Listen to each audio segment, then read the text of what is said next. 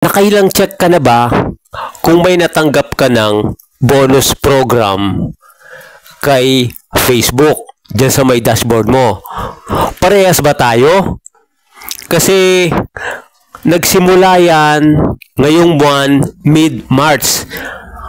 Ang dami kong nakikita ng mga content creator na nakatanggap na ng bonus program. So, magandang balita to.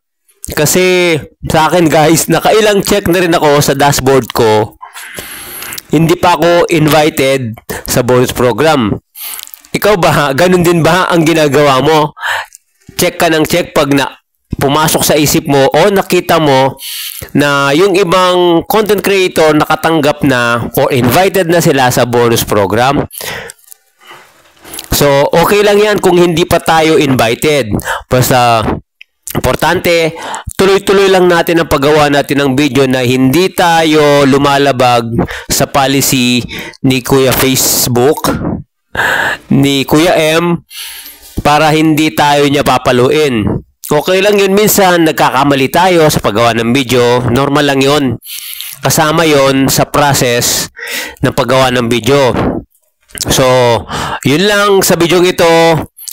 Before na ako matapos kasi kaninang umaga may ka-chat ako na na-invite na rin daw siya. Ka-message ko siya.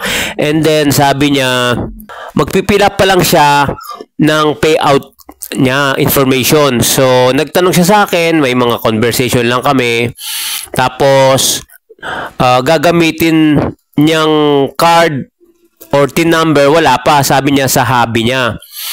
So, sabi ko, pansamantala, kung wala kayo, yun munang gamitin nyo. Pero, in long term, kung meron na kayo, as soon as possible, dapat kukuha na kayo. Tapos, i-edit mo na lang. Pag nakakuha ka na, ilagay mo yung sayo na TIN number or mga information. Wag na wag mong ilalagay. For example, ikaw, na baguhan as a content creator. Pag magpipill up ka ng payment information, kailangan sa'yo yun. Huwag kang gagamit sa kaibigan mo, sa nanay mo, sa kapatid mo, sa asawa mo, na sa kanya ang ilalagay mo. Kasi soon madedetect ni Kuya M yun. So, syempre dito, long term ang ano natin para hindi magka-aberya yung sasahurin natin sa kanya. Yun lang, maraming salamat at God bless po, ka-success. Thank you.